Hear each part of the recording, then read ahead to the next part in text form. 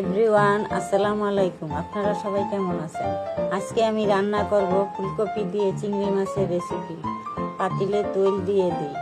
তেল গরম হয়ে গেলে পেঁয়াজ কুচি দিয়ে দিই।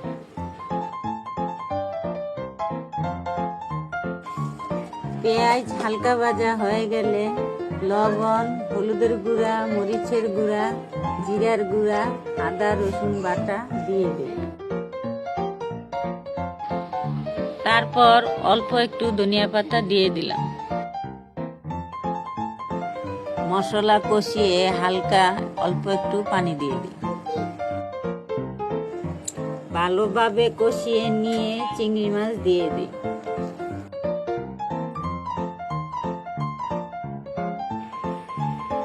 মাছ কষানো হয়ে গেলে কাঁচামরিচ, ফুলকপি ও আলু দিয়ে দিই।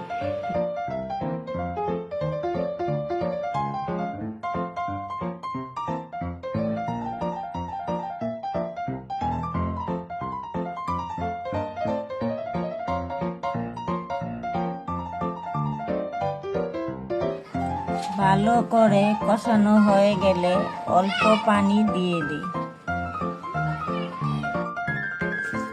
তারপর ডেকে দিই। ফুলকপি সিদ্ধ হয়ে গেলে ঝোল কষিয়ে নামিয়ে নিই।